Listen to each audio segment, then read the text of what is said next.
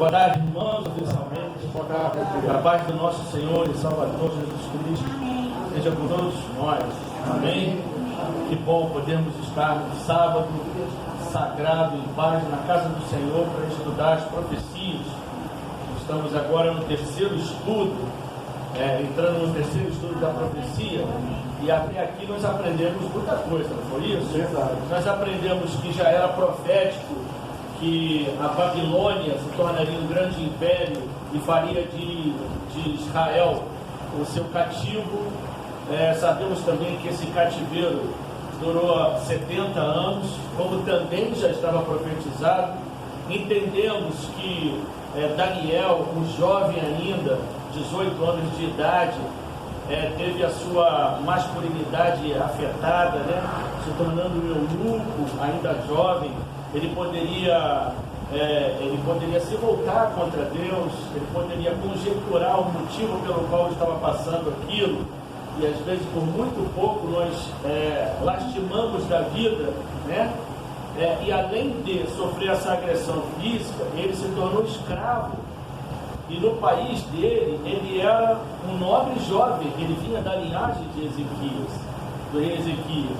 Então você veja como aparentemente ele foi no fundo do poço, como José também, que literalmente foi para o fundo de um poço. Mas aqueles que honram a Deus, aqueles que não se afastam de Deus em momento algum, seja na alegria, seja na tristeza, seja na saúde, seja na doença, aqueles que se agarram em Cristo e faz dele o seu escudo bem presente, esses são vitoriosos sempre. Que assim seja na nossa vida. Daniel passou por tudo isso, mas terminou os seus dias sendo um dos homens mais importantes em dois impérios. Verdade. Tanto no Império Babilônico como no Império Medo-Persa. Não é isso? E assim também foi José. De escravo, se tornou o segundo homem mais poderoso do Egito. Amém. Deus honra aqueles que o honram também. Amém? Então aprendemos isso, de Daniel. Sabemos que foi por obra do Senhor Deus que Israel se tornou cativo, porque Israel estava se tornando um povo como todos os outros povos que eram idólatras. Ou seja, ao invés deles ser uma luz, E ser uma luz para os outros povos. Sim, ser uma luz e influenciar, obrigado, Paulo. Influenciar, eles foram influenciados. É como se hoje entrássemos na igreja e tivéssemos aqui, acho que é Alvidar, as coisas do Espiritismo, ao qual nós respeitamos, mas temos as nossas diferenças e precisamos entender isso. É como se fosse assim. E Deus com certeza não estaria feliz com isso. Bem, vamos fazer uma oração para que a gente possa adentrar no nosso terceiro estudo, que tem como título Uma Estátua Assustadora. Aqui começa realmente a parte profética, futurista, que agora não é mais futurista, é historicista, afinal de contas já passou. Nabucodonosor e Daniel estavam vendo o que viria. Nós agora olhamos pelo retrovisor que passou, e podemos estudar isso junto com a história. Entendei? A melhor parte disso tudo é a confiabilidade da palavra de Deus. Sim. Ao vermos na história do passado, tudo se cumpriu da forma exata como Deus havia descrito antes de acontecer. Isso aí. Isso nos faz ter segurança das coisas que Ele prometeu no futuro, de que elas também irão acontecer da mesma forma. Sim, e vou mais além. Ele prova isso no nosso cotidiano, quando Ele faz os milagres na nossa vida.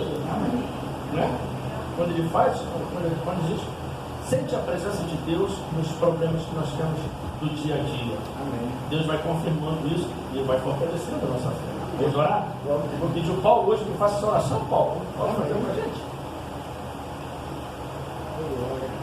Vou tirar um pouco da carga das costas do meu Nossa Senhora. Soberano Deus e eterno Pai, louvado, engrandecido e venerado seja o teu nome. Amém, Senhor. Amém. Obrigado, Senhor, por ver o teu servo falando com tanta convicção das tuas promessas, do Deus poderoso e grandioso a qual ele serve. E tem nos motivado a servir também. Continue abençoando o teu servo que sai da sua casa, do seu conforto, para vir à igreja de Bento Ribeiro nos trazer essa mensagem maravilhosa. Que o teu nome esteja sendo glorificado através da vida dele, da sua esposa e dos seus filhos. E abençoe a todos aqueles que se dispuseram a estar aqui no sábado à tarde para ouvir a tua voz, a tua palavra. Senhor, não decepcione o teu povo que chama pelo teu nome. Dá-nos a tua paz no decorrer dessa tarde. Abençoe ele ao abrir a sua boca. Possamos ouvir a tua voz falando aos nossos corações, em nome de Jesus. Amém.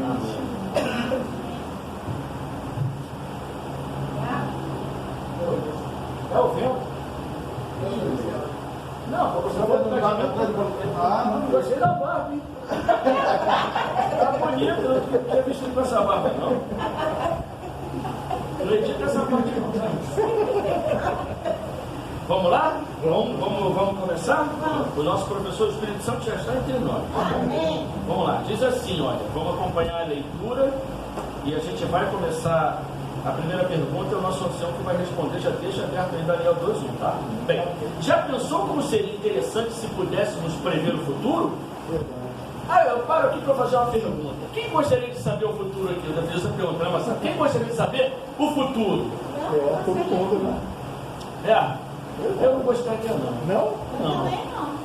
A Bíblia diz que nesse mundo teríamos aflições, e é bem provável que eu viria algumas aflições no futuro, o que me traria medo no presente, e eu sofreria antecipadamente. Mas eu gostaria de saber o futuro remoto, entendeu? Eu gostaria de saber o futuro remoto. Remoto? É. Por quê? Porque aí eu vou estar lá. É o futuro na nova terra. Sim. Mas eu digo pro momento presente. Não. Eu não sei se eu vou estar entre os 144 mil que serão perseguidos. E quero dizer para vocês que esses 144 mil não é um número literal. A gente vai estudar isso em Apocalipse, tá? É um número simbólico de uma visão que João teve daqueles que estariam vivos e salvos por ocasião da vinda de Jesus Cristo, ok? Eu não gostaria de saber porque há infortúnios, né? Infortúnios esse, eu saberia o dia da minha morte, quem sabe, ou então, não sei, perder um ente querido, não é verdade? Então, por isso que Deus não permite que a gente saiba do futuro, não é? O futuro para ele não existe, né? Porque ele é sempre presente, mas para nós sim, né? Baseado no que o Ney está falando, Jesus Cristo falou isso para quem? Os discípulos, né? Que eles ainda não poderiam suportar o que iria acontecer com ele. Justamente. Quer dizer, ele é maravilhoso, né? E ele disse isso também para João. João, fecha o livro. Porque não é para o teu? Não. Se bem que para João ele revelou, né? Algumas, para Pedro, aliás, para Daniel, perdão, fecha o livro. Foi para Daniel. Ele revelou algumas coisas. Assim como também fez para Moisés. Assim que vocês tiverem a oportunidade, Moisés não entrou em Canaã, sabem disso, né? E vocês sabem do motivo. O motivo foi o único, Ellen White diz que foi o único pecado que ele cometeu desde que saiu do Egito, único. Quando ele bateu na pedra. Mas ele bateu na pedra porque o povo o levou, mexeu tanto com seus nervos, que ele saiu do seu equilíbrio. E ele não entrou, mas ele era para entrar. E sabe o motivo pelo qual ele iria entrar? E sabe o que Deus estava reservando para ele? Se ele entrasse, Ellen White diz que ele, assim como Cristo, ele seria assunto ao céu na frente de todo mundo. Ai, que lindo! E ele fortaleceria a fé do povo, e o povo não passaria por muitas coisas que passou. Tanto é que ele foi para o céu, mas foi de outra forma. Deus teve que entrar com o plano B. Mas ele foi para o céu. Moisés foi um tipo de Cristo. Foi o tipo de Cristo. Quando ele foi para o monte, aí é que eu convido vocês a estudarem Patriarcas e Profetas na morte de... Eu me emociono porque, como eu já disse para vocês, eu vejo esse momento. Vocês podem preparar o lenço, vocês vão chorar. Ele olha por Deus, Deus fala assim no ouvido, ele está lá no monte, já triste, né? Porque ele amava o povo mesmo. Tanto é que ele deu a vida dele, risco no livro da vida, ele falou. A perder o povo, eu prefiro morrer. Que amor é esse? É o amor. Se a gente não consegue compreender o amor de Moisés pelo povo, que saco entender o amor de Deus por nós pecadores, não é verdade? Então Deus olha, Deus, ele está no monte, eu imagino, de repente, o sol quase se pondo, como se poria também a vida dele, né? E aí Deus fala para ele, olha para o norte. Aí ele olhou para o norte, aí Deus deu a visão do que vinha para frente. Olha para o sul, olha para o leste e olha para o oeste. Eu sinceramente não consigo. Podem preparar o lenço que vocês vão chorar muito. E aí vem o inimigo e fica do lado do túmulo, e daqui ele não sai, daqui ninguém tira ele. Aí vem Jesus, né? Com todo o seu poder e majestade. Satanás então tenta confabular com ele, daqui não vai tirar, ele pecou, então ele agora vai ficar ali, e vai ficar para sempre. Será que ele era dele? Jesus olha para ele e fala, o Senhor te repreenda, o Senhor te repreenda. Moisés, levanta-te. É lindo, né? Nós não conseguimos entender nos bastidores do grande conflito essas coisas, mas a gente vê que por trás ali tem muita coisa em risco, tem muita coisa em jogo.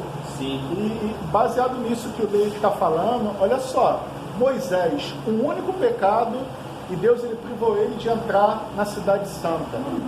Agora, isso me faz analisar a minha vida, como eu estou vivendo aqui na terra, porque a seriedade de um Deus santo, né? Às vezes a gente trata o pecado como uma coisa banal, mas o pecado foi a causa da morte de Jesus Cristo. E a separação. A separação. Não que nós não iríamos pecar, mas os pecados conscientes, né? Os pecados que a gente faz, tipo assim, eu sei que estou errado, mas assim eu vou fazer, confiando na justiça de Deus, né? Isso é algo muito sério, né? Sim, sem dúvida. E o Marcelo colocou um ponto que o Espírito Santo já falou aqui na minha cabeça para eu falar para vocês. Amém. Se Moisés tinha um alto posto, né? Então, aquele que muito sabe, muito lhe será o quê? Cobrado. Então, nós estamos entrando já nessa linha. Nós já sabemos muito e por isso seremos cobrados por isso. Como foi Moisés. Por isso ele não entrou em Canaã. Ele recebeu um castigo, vamos dizer assim, pelo seu pecado. O pecado dele foi perdoado. Porém, a consequência do pecado ele teve que cumprir. Para ele seria um prazer ter entrado, né, em Canaã. E isso vai ficar nos anais da história. Continuando então lá, continuando a primeira pergunta. Já pensou como seria interessante se pudéssemos prever o futuro? Saber dos fatos antes que eles acontecessem? Poderíamos evitar um acidente de carro, uma briga, um divórcio e tantas outras coisas, não é verdade? Mas pensando por esse lado, a gente agiria com a nossa força, não é isso? Não. Bem, mas algo estranho aconteceria, pois todos saberiam o resultado final das coisas. Você iria a uma entrevista de emprego se soubesse que não seria aceito? Claro que não. Claro que não. Em alguns momentos seria interessante conhecer o futuro, mas, por outro lado, poderia ser extremamente tedioso. Por exemplo, você gostaria de saber exatamente o dia e hora da perda de um amigo querido, um parente, ou até mesmo saber o dia da sua morte? Agora ninguém responde, né? Eu não. Não precisa dizer mais nada, certo? Definitivamente, conhecer o futuro não seria tão bom como alguém imagina. Por isso, Deus não permitiu que ninguém conhecesse o futuro. Ninguém pode prever o amanhã, nem astrólogos, nem cartomantes, nem adivinhos, nem os que jogam búzios. Somente Deus conhece o futuro e pode dizer o que vai acontecer. No estudo de hoje, descobriremos como Deus revelou através de um sonho o futuro da humanidade. Preste atenção aqui em mim, irmãos.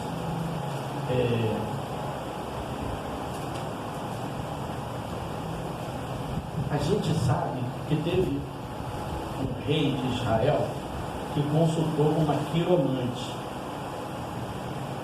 Ele desceu tão fundo, que ele foi atrás de uma quiromante, porque todos os profetas, alguns ele matou, e outro, Samuel, que é o que conversava sempre com ele, já tinha falecido. Ele foi buscar uma quiromante. Esse foi Saul, o primeiro rei de Israel. Ele procurou essa quiromante, e essa quiromante fez subir um espírito, que ele disse que era de Samuel. Ele disse que era de Samuel, mas não era. Era o próprio Satanás se personificando em Samuel, que lhe disse palavras que o deixaram mais depressivo do que ele já estava. Porque no dia seguinte ele ia para uma guerra contra os filisteus e não tinha ninguém para consultar. Ele então fez isso. No dia seguinte, todos sabem. Naquele mesmo dia, diz Ellen White, as palavras ditas por aquele pseudo Samuel foram tão impactantes dele, tão impactantes, que quando ele saiu daquela consulta espírita, vamos dizer assim, um homem de quase 2 metros de altura, 2 metros de altura, ele era forte, muito bonito, ele desaba no chão. De tão impactante que foi aquela mensagem. Então a gente entende que palavras derrubam e palavras levantam. Por isso que nós cristãos, pelo poder de Deus, devemos sempre ter palavras que ergam, palavras que levantem, né? Às vezes a pessoa está no vale da indecisão, vai com Deus, Deus é contigo. Isso fortalece a pessoa, né? E Satanás, sabendo disso, ele usa as palavras para poder derrubar. Ele usa as palavras para começar uma guerra entre países. Começa tudo pelo esse pequeno músculo aqui, né, pela língua, né? E aí ele vai no dia seguinte ver os seus 2 filhos morrerem e se suicida com uma espada de prata que ele tinha. Então vejam bem, e essa é uma história de Saul. Mas quantas vidas já não se foram perdidas por essas cartomantes que existem por aí, por esses adivinhos, por essas pessoas que dizem que fazem e acontece, eu te trago o teu amado, que foi embora a tua amada. E até às vezes faz mesmo, porque os dois estão tão no fundo do poço que faz, mas lá na frente a gente vê o que acontece. Louvado seja Deus que nós não passamos por isso. Pois não, mesmo. A minha vizinha estava falando que ela foi no culto da casa de uma amiga, e lá tinha um pessoal lá que chegou, né? A pessoa, eu vou pra casa, nem conhecia esse pessoal. Só conhecia um pastor que levou essa moça. Então, diz que essa mulher começou a rodopiar, uma dessas que foi, né? Começou a rodar, rodou, quase deixando a criança cair no chão. Aí acho que virou pro filho dela e falou horrores. O filho dela levou um queria mais pra igreja. Aí chegou outro dia, teve um culto, ela falou para uma cunhada dessa dona da casa.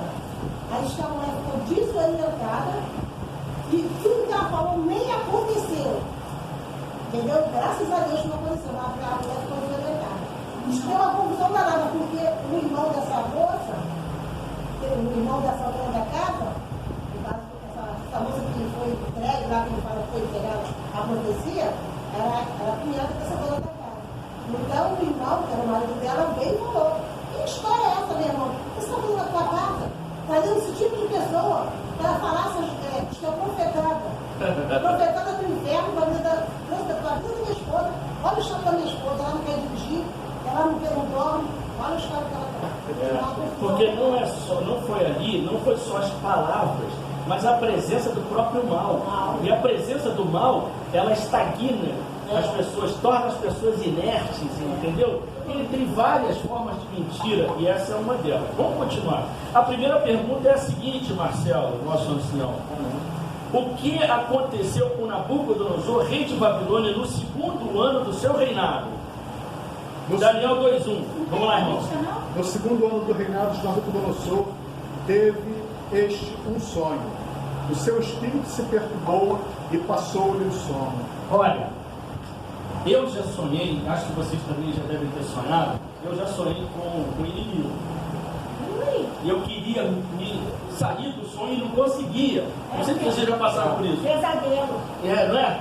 Eu queria e não conseguia. Entendeu? Era uma coisa assim. E numa dessas, não foi só uma vez, aí quando eu tinha mais conhecimento, eu clamei por Deus. Amém. E aí eu consegui, eu acordei. É bom quando a gente acorda e fala, foi tudo um sonho, né? Mas é terrível, é tão real. E ele teve um sonho. E antes da gente entrar propriamente, eu já queria dar uma explicação para vocês, para que vocês pudessem entender por que Deus usou desse artifício. Lá na época dos babilônios, eles acreditavam muito em vários deuses, né? Tinham vários deuses para tudo. E eles acreditavam que o sonho era uma forma dos deuses se comunicarem com eles. Primeiro ponto. O fato de não se lembrar do sonho era por quê? Porque era um presságio. E por isso era necessário que ele se lembrasse do sonho. Entendam bem. O sonho. Por exemplo, eu sonhei com um carro verde. Ok, esse é o sonho. Mas e o conteúdo? O que aconteceu no carro? Entenderam? O conteúdo, o mais profundo do sonho. Então, além de não lembrar do sonho, ele sabia que aquele sonho era um sonho importante. Agora vem a pergunta: por que ele sabia que aquele sonho era importante? Porque se nós pegarmos aqui, olha,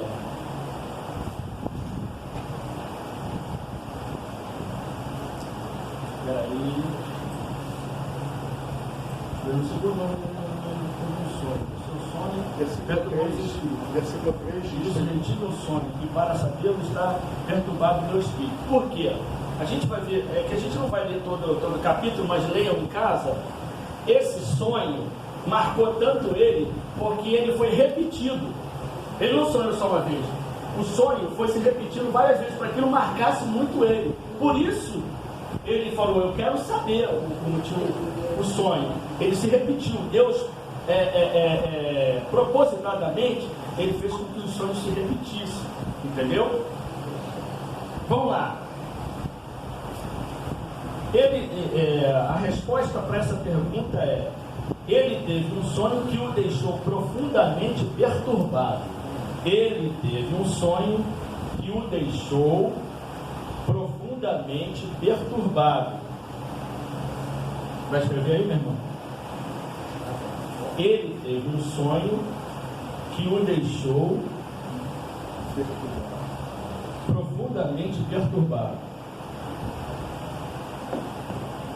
Ele teve um sonho que o deixou profundamente perturbado.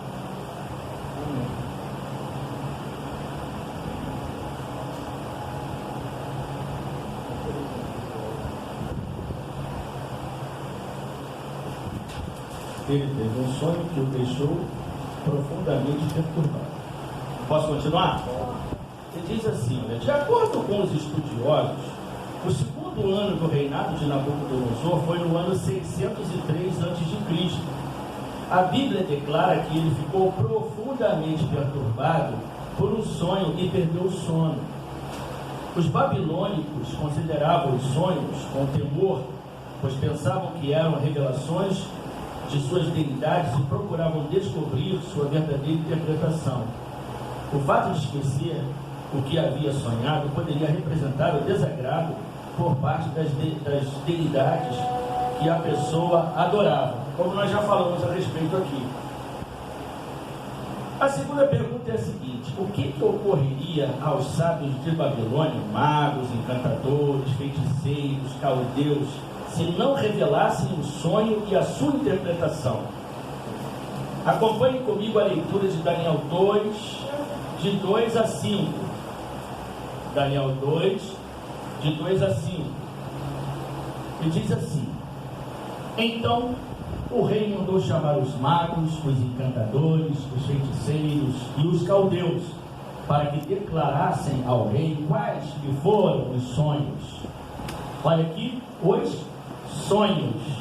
Está vendo no plural? Ele sonhou o quê? Várias vezes. O meu foi uma vez só. Hã? O meu foi uma vez só. É mesmo? Então vamos ver. Ela é o meio da revista corrigida. O seu sonho. Não vamos pegar essa Bíblia. Olha, O bebê. meu também, tá só. Mas olha, aqui eu estou lendo pelo original, tá? O original mesmo. Tá? O termo original. Então nós vimos aqui os caldeus. Bem, disse-lhe o rei: tive um sonho e para sabê-lo está perturbado o meu espírito. Os caldeus disseram ao rei em aramaico: ó rei, vive eternamente, dize o sonho a teus servos e daremos a interpretação.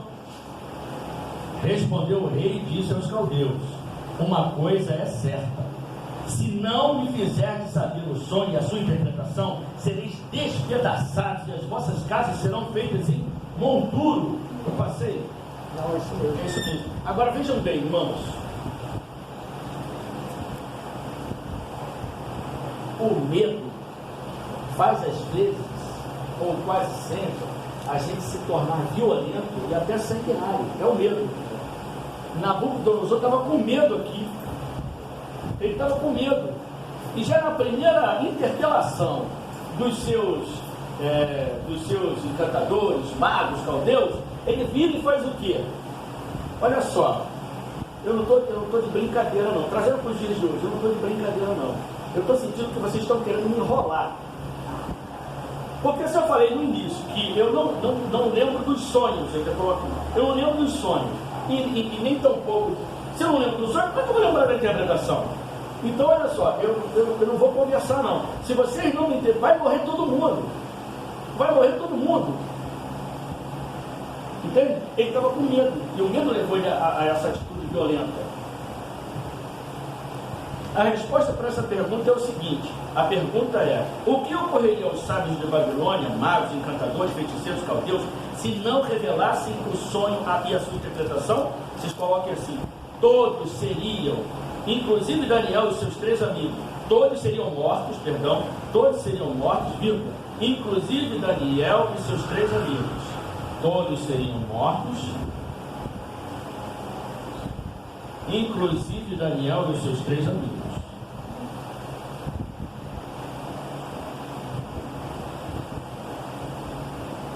Todos seriam mortos, inclusive Daniel e os seus 3.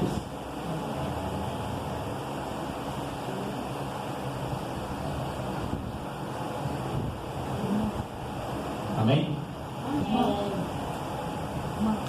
Irmão?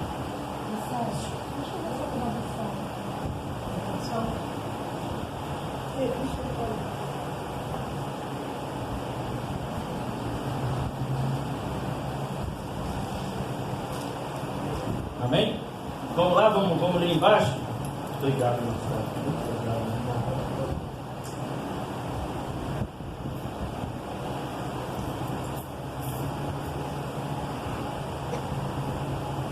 Vamos às considerações embaixo.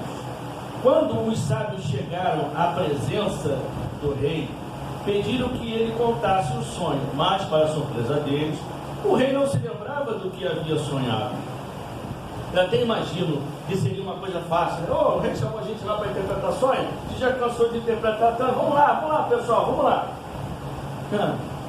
Eles estavam numa situação delicada, pois tudo que inventassem acerca do sonho poderia ser imediatamente detectado. Além disso, para piorar a situação, o rei declarou que eles iriam morrer se não dissessem o sonho e a sua interpretação. Os sábios então tiveram que reconhecer: não há mortal sobre a terra que possa revelar o que o rei exige, senão os deuses, e estes não moram com os homens. Vamos parar aqui. A pergunta é a seguinte: realmente o que eles disseram é verdade? Que nesse mundo não haveria mortal que pudesse interpretar? Era verdade ou não? Sim. Por que era verdade? Nem ele sabia o sonho. Só Deus pode. Só Deus pode. Amém. Eu pensei que vocês dissessem assim: não, tinha um, Daniel. Aí eu ia falar: não, Daniel não interpretou. O Senhor. Continuando lá, nesse tempo Daniel e seus amigos já estavam junto à corte de Babilônia, e a sorte deles seria a mesma. O decreto de morte envolvia a todos os sábios, e eles faziam parte dessa classe. Eles iriam morrer mesmo. Mas Daniel teve uma educação maravilhosa, né? Ele era um jovem que tinha um caráter muito forte. Bem, como foi revelado a Daniel o sonho do rei e a sua interpretação? Como é que foi? Irmã, a senhora pode ler para a gente? Daniel 2, de 19 a 23, e vamos acompanhar a nossa irmã na leitura, tá bom, irmão? Que a gente vai gravando isso. Pode falar, minha irmã. Então foi revelado o mistério a Daniel numa visão de noite. Então Daniel louvou o Deus do céu. Falou Daniel dizendo: seja bendito o nome de Deus de eternidade a eternidade, porque dele são a sabedoria e a força. Amém. E ele muda os tempos e as estações, ele remove reis e estabelece os reis. Ele dá sabedoria aos sábios e conhecimento aos entendidos. Mas Amém. 3. ele revela o futuro e o escondido. Conhece o que está em trevas e com ele mora a luz.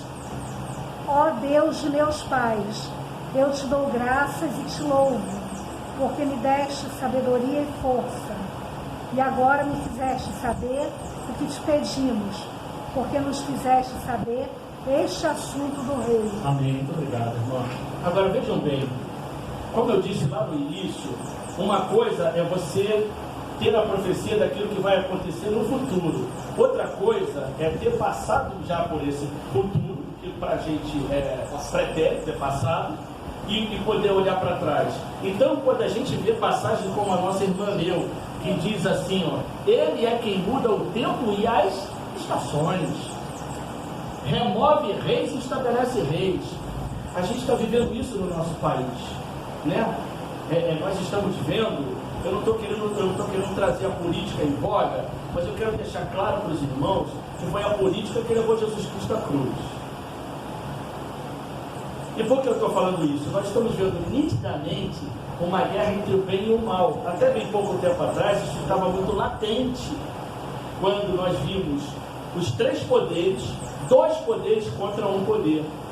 O poder judiciário e o poder legislativo lutando contra o poder executivo. Ou seja, nós tínhamos lá o Supremo Tribunal Federal contra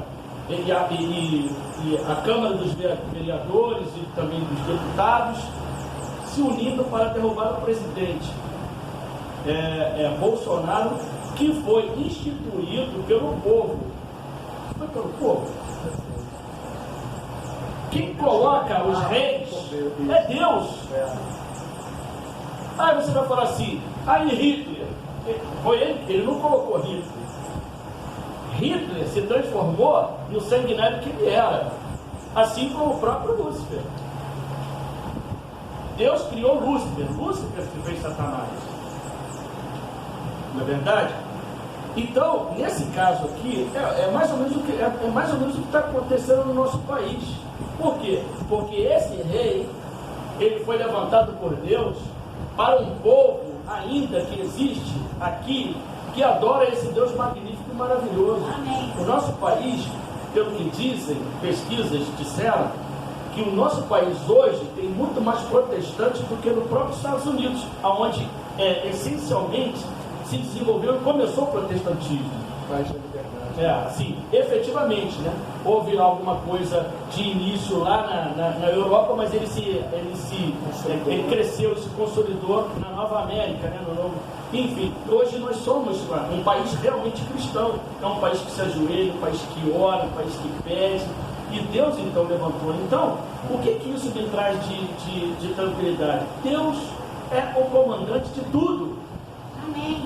Tanto no universo, quanto no nosso planeta, também nos continentes, nos países, Amém. não é isso? Nos estados, nos municípios, nos bairros, nas casas, nas famílias e em minha vida.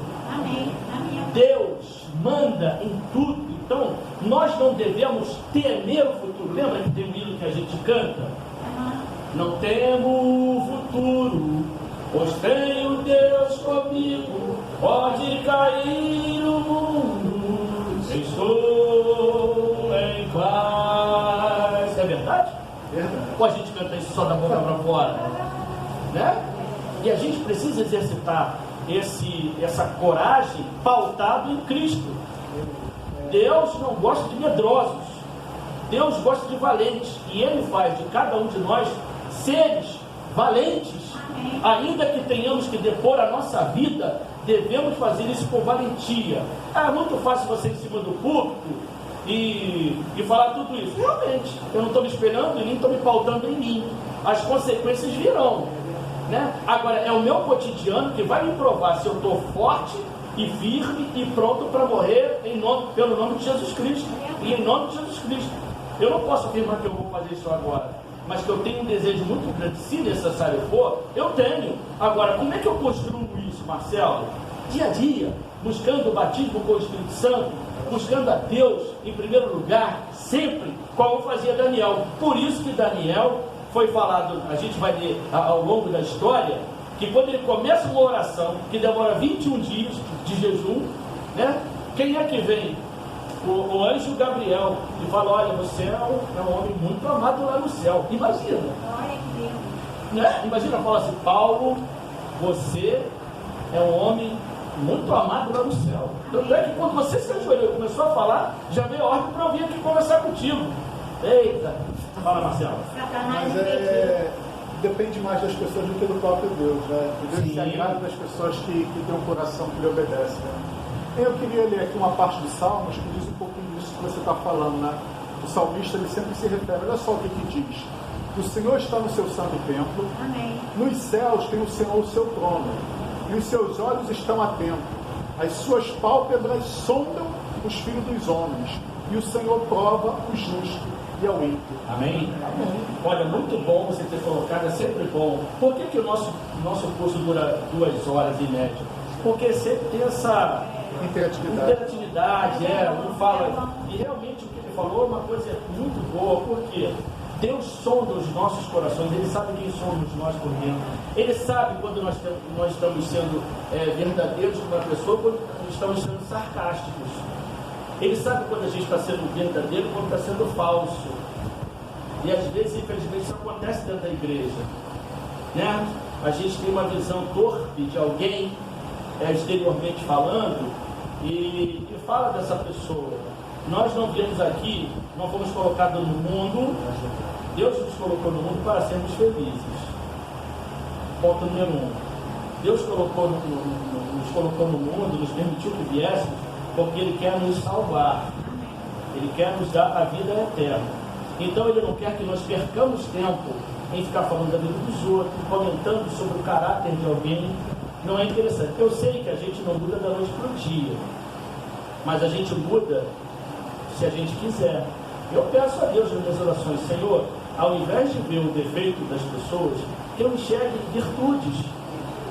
Que eu olhar para uma pessoa e encontre uma virtude nela e enalteça essa pessoa por conta dessa virtude. Eu estou falando isso e eu vou exemplificar. Eu viajei na quarta-feira para o Espírito Santo. Faríamos 2 visitas lá para dois fornecedores, 2 distribuidores. Fornecedor sou eu nesse caso. E um deles, para cada frase de 30 palavras, 17 é palavrão. Para o segundo que nós visitamos. E ele é um homem que tem poder financeiro, está bem estruturado, trabalhou muito para isso. E ele é um homem visceral. É aquele homem que é do tipo que não leva desaforo para casa, né? Mas que ao longo da sua vida teve um momento que o estraçalhou. A metade desse homem morreu quando ele perdeu o seu filho mais velho. Ele tem 2 filhos, o que seria o seu sucessor, hierarquicamente falando. E todo mundo já fala com esse homem meio que temeroso, porque ele não tem papa na língua. E ele fala realmente o que ele pensa. Como eu disse, ele é visceral. E ele, com o seu poder como distribuidor, poder econômico, porque ele compra muito das indústrias, as indústrias do Estado do Espírito Santo dependem muito dele, aqueles que fornecem para ele, porque ele compra muito. Ele já derrubou os 3 gerentes. Ele passa por cima do gerente, vai na direção. Eu não quero esse cara, o cara é mandado embora. Ele já botou muita gente na rua. Entendeu? Então, quando eu fui avisado disso, eu já fui com o pé Lembra que Jesus diz assim, olha, seja prudente como? E uma pomba, né? eu mesmo uma pomba. Então eu fui. E aí eu sentei, realmente era tudo aquilo que o pessoal tinha falado. E falava, e palavrão em cima de palavrão, contando um pouco da história dele. Num dado momento eu falei assim, olha, seu Aurélio, o senhor é uma lenda. Aí eu senti aquele sorriso meio...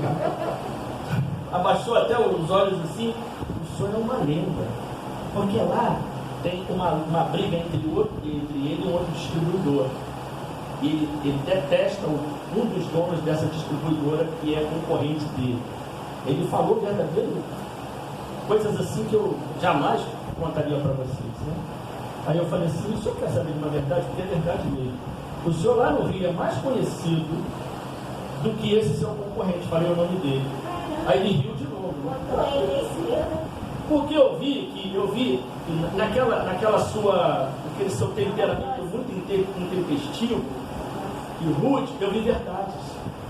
Porque eu conheço o outro distribuidor. E sei que realmente cada palavra do que ele falava tinha a ver. Eu ouvi então os dois lados. E foi aí que me veio. No final, ele estava, sabe? Olha, eu não vou descartar vocês, vou considerar. E apertou a minha mão, olhando para os meus olhos. Prazer em conhecer. Prazer todo meu. Quando o senhor escrever um livro, não esqueça de autografá-lo para mim, porque ele tem uma história de vida. Quer dizer, a gente ganha, entendeu? Isso é agir o quê? Com prudência e humildade. Né? Mas eu falei a verdade, porque eu vi realmente nele essa. E ele realmente é uma lenda, ele é muito conhecido aqui. Mais pelo seu lado negativo do que positivo. Mas isso eu não falei. Olha, o cara é mau, o cara faz isso, derrubou muitas pessoas. Para a gente poder entender aqui, como está o contexto.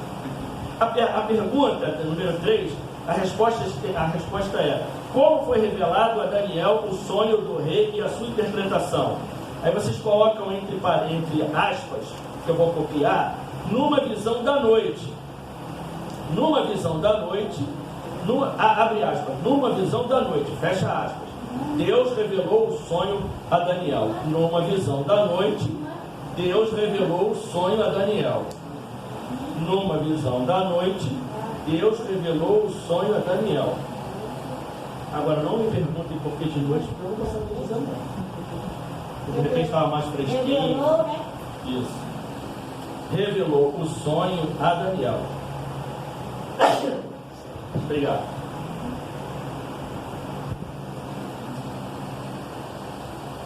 Numa visão da noite, Deus revelou o sonho a Daniel. Posso ler? Pode. Daniel era um jovem dependente de Deus e confiava na oração. Hoje, olha para mim, irmãos, hoje nós tivemos uma pregação. Se vocês puderem entrar no link do nosso culto, hoje quem pregou lá, eu até vou te dar o contato dele. Foi o Gilead. Ele já pregou aqui? De vigário geral? De vigário geral. De alta agora. Não, voltou para vigário geral. Amém. É ancião lá em vigário geral. Ele já fez alguns trabalhos. Ele era de Arte América, onde ele era, depois foi para vigário. Isso. Ele também já fez trabalho na África. Está voltando para lá em cidade, não esqueci agora, uma cidade muito conhecida lá, um estado muito conhecido lá na África. Eu me esqueci agora. Então, ele pregou sobre a oração perseverante. Ele falou aqui que Daniel, o quê? Ele conversava com Deus mesmo. A todo momento conversava com Deus. Façamos disso como Daniel fez. Façamos disso uma continuidade na nossa vida. Conversemos com Deus. Eu tenho conversado muito com Deus. O hábito, muito bem. O hábito de conversar com Deus. Eu estou falando, eu tenho que fazer alguma coisa. Senhor, a minha agenda está nas suas mãos. Eu faço todo dia isso. Amém. Eu posso criar a minha agenda, mas não sei se vou chegar até o fim. Né? Então, a minha agenda está nas suas mãos. Eu saio de casa e aí vem a ideia. Vai no Carlos Alberto da Pospan hoje. Eu pego o carro e vou para lá. E tudo acontece. Amém. Aí acabou dali, eu falo, e agora, Senhor? o que eu vou fazer? Aí ele fala, agora está na hora de almoçar. Pô, não tinha esquecido, então eu vou almoçar. Aí chega na hora do almoço e ali eu vou almoçando, e entre ficar pensando em problemas da vida, que todo dia a gente vai ter mesmo, eu então converso com Deus. Senhor, você está aqui o almoço, e aí eu tenho 2 lugares, qual o senhor acha que é o melhor lugar? E não vai nenhum dos 2 lugares, liga, você vai ganhar tempo. Por que eu não tinha essa ideia? Aí eu ligo para os 2 e dá certo. Amém. Fecho o pedido sem ir. E assim eu termino o dia com sucesso. Amém. E se a gente está assim, ligado a Deus a todo momento, como Daniel parecia estar também, o que acontece? Se nesse dia Jesus voltar para a gente, é quase que impossível que a gente, na manhã da ressurreição, não ressurja para a eternidade. Não? O que você está falando é uma coisa muito interessante, que é o que eu estou batendo muito na tecla. A salvação é uma pessoa. A salvação é Jesus. Sim. E se nós queremos nos salvar, nós temos que nos relacionar com a salvação. Tanto é que na parábola das 10 virgens, Jesus fala assim, apartai-vos de mim que eu não vos conheço. Quer dizer, uma pessoa que não tem relacionamento com ele, que não conhece ele. Agora você está demonstrando que você tem um relacionamento com ele. Você chama ele para os seus cotidianos diários, os seus afazeres diários. E isso não é um relacionamento? É quando diz que Enoque ele andava com Deus, era isso. É o tempo todo com o espírito de oração ligado. Ele andou até uma certa parte, quando ele viu Deus, ele acabou levando ele, quando ele olhou, ele estava no céu. Quer dizer, isso é relacionamento. É o que Deus deseja da gente, né? E quando a gente se relaciona, a gente consegue ouvir Deus falando na nossa mente, ao nosso coração. Sim, sim. E cada vez mais nítido. Agora, a mesma coisa, que se Deus ele fala e a gente também não obedece, a voz dele começa a ficar cada vez mais fraquinha, até desaparecer por completo. Verdade. Né? É uma faca de 2 gumes. Quer dizer, se a gente ouve e obedece, cada vez vai ficando mais forte. Eu vou contar uma experiência, tem várias, vou contar uma experiência recente.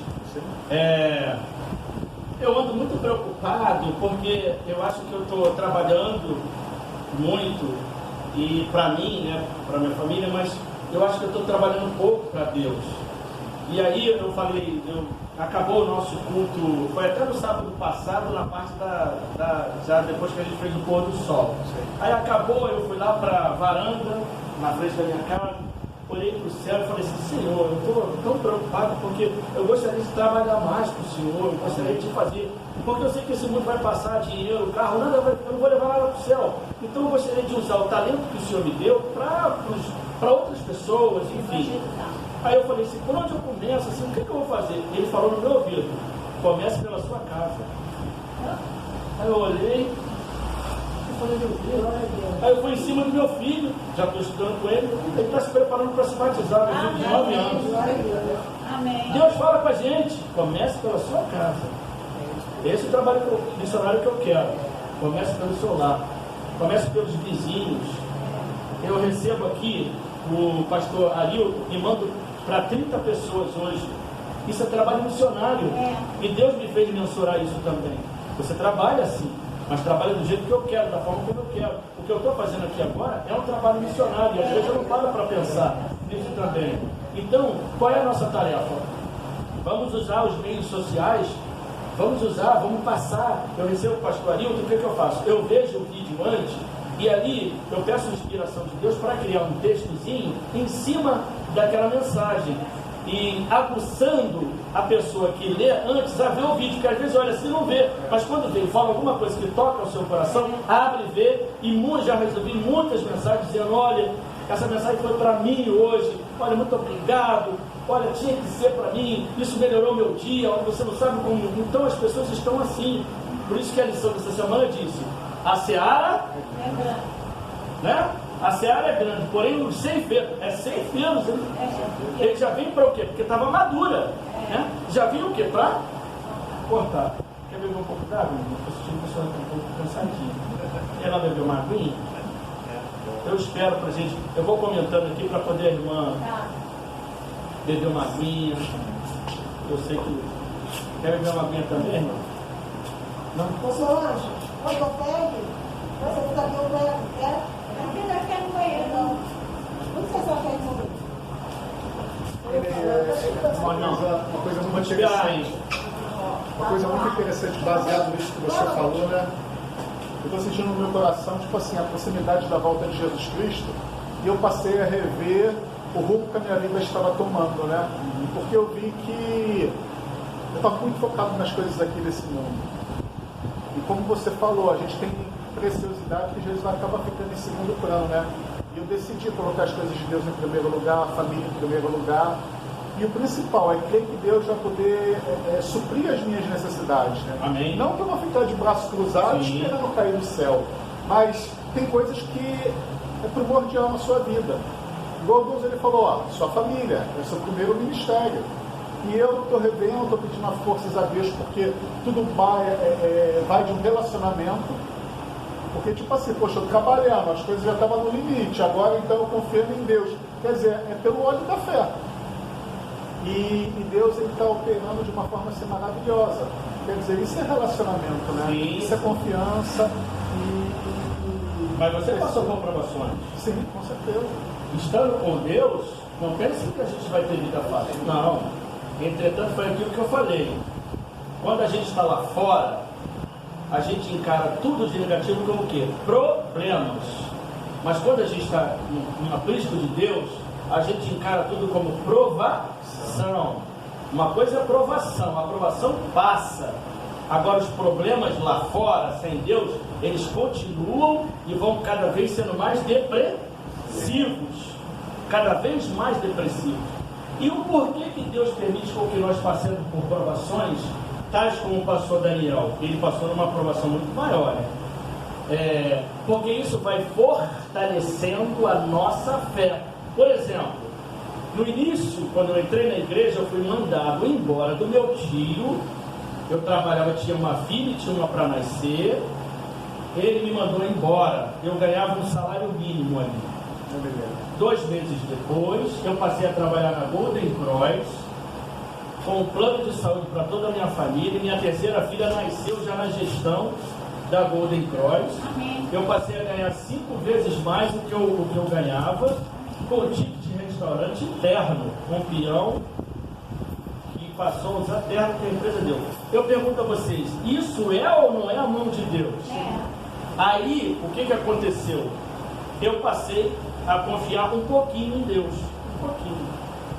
Olha, isso é um milagre. Hoje eu tenho dinheiro para comprar 4 marmitas que eu levava para o trabalho do meu tio. Amém. E meu tio reconheceu o crescimento e o milagre na minha vida. Passaram-se alguns anos, eu fui demitido de uma multinacional. Eu já não tinha tanto medo como no passado, mas Deus me honrou, me colocando em algumas empresas e fazendo com que eu tivesse a minha empresa. Então eu passei a acreditar e ter fé em Deus um pouquinho mais. E como se não bastasse, passei algo em torno de 2, 3, 4 anos nessa empresa que eu tinha, ela veio a quebrar, veio a falir por conta de uma grande enchente que aconteceu na quarta-feira de cinza do ano de 2017. Nós perdemos mais de 100 mil reais só de produto. Aí eu fui lá no fundo do poço, mas Deus já estava preparando tudo para mim. E aí tudo começou a mudar e hoje eu estou numa condição melhor do que eu estava quando eu era patrão. Amém. E agora eu acredito em Deus muito mais.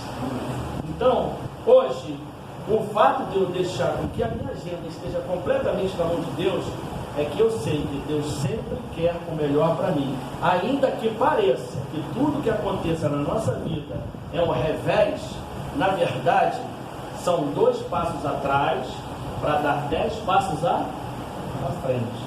Então, Deus, estando no comando da nossa vida, fique tranquilo, fique tranquila. Deus cuida de tudo.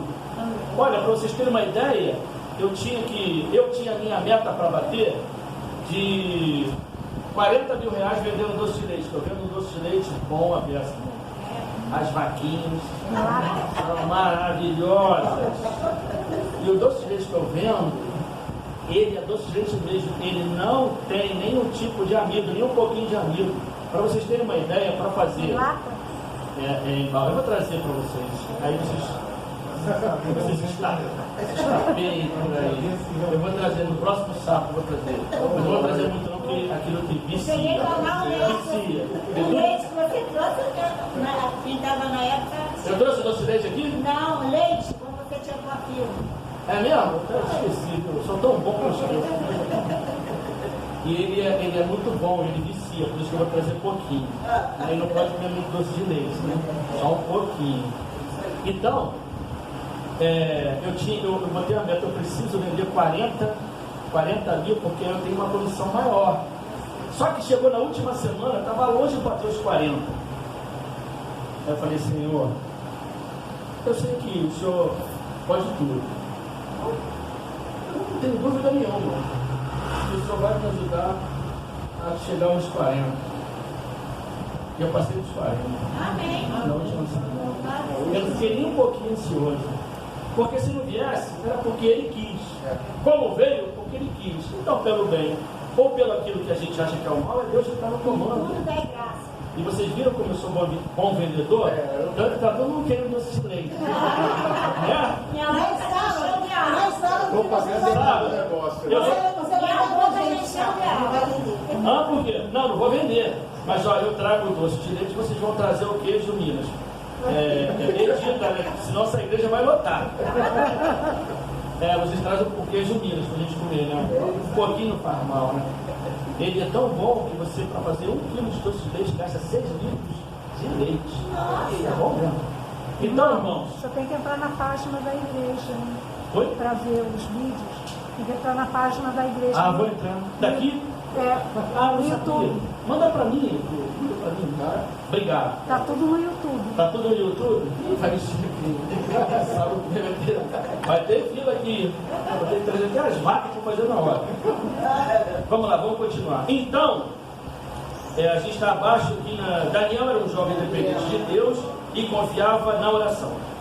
Fez saber o caso aos seus amigos e todos clamaram a Deus por misericórdia e livramento.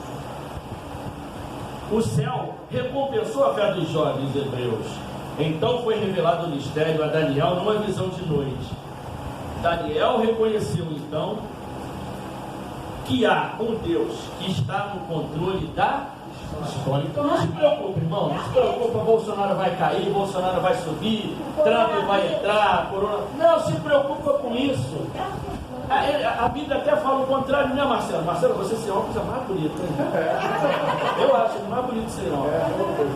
Então, é assim, quando a gente sabe o que vai acontecer, por isso que a Bíblia diz assim, olha, feliz daqueles que estudam profecias. Feliz daqueles. Bem-aventurado aqueles que estudam a profecia desse livro. Quando fala desse livro é a Bíblia. Por quê? Porque estarão mais fortes, a fé vai estar mais fortalecida. Se eu sei o que vai acontecer no futuro, eu fico o quê? Eu vou me preparando. Eu sei que vai ter perseguição, que muitos morrerão, muitos serão salvos, que muitos estarão vivos por ocasião da volta de Jesus. Eu sei que não vai haver ecumenismo, que pode até haver um ecumenismo, mas isso não vai trazer nenhum problema, não vai mudar a história. A gente já sabe, isso é bom, não é verdade? Vamos para a quarta pergunta. Paulo responde para a gente aí, Daniel 2, de 31 a 33, a pergunta que eu vou fazer agora. O que o rei Nabucodonosor havia sonhado? O que foi, Paulo, que ele sonhou? O rei estava vendo, e eles haviam uma grande estátua, esta que era imensa e de extraordinário esplendor, estava em pé diante de ti, e a sua aparência era terrível. A cabeça era de fino ouro, o peito e os braços de prata, o ventre e os quadris de bronze, as pernas de ferro, os pés em parte de ferro e em parte de barro. Amém? É isso aí. Então, preste atenção, irmãos. Quando Daniel começa a falar, começa a vir o quê? A lembrança do sonho. E ele vê o quê? Uma estátua que extremamente enorme, grande diante dele. Ok? E aí ele fala aqui, o que ele fala mais, Paulo? Ele revela. Aqui ele ainda não começa a falar dos detalhes, não, né? Então vamos lá, irmãos. Olha, Ela veio do braço, a cabeça era de ouro, o peito de braço de prata. E vem. Depois eu vou fazer um comentário em cima disso. Olha, a resposta é grande, então bota a letrinha pequenininha, tá? Que eu vou ler pausadamente para os irmãos. Bem, o que o rei Nabucodonosor havia sonhado? A resposta é: com uma grande estátua,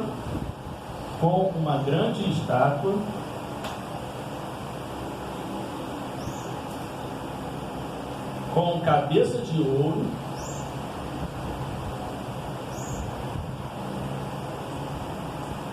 peito e braços de prata,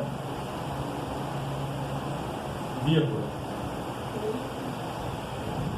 Peito e braços de prata, vírgula. Ventre e quadris de bronze, ventre e quadris de bronze, vírgula.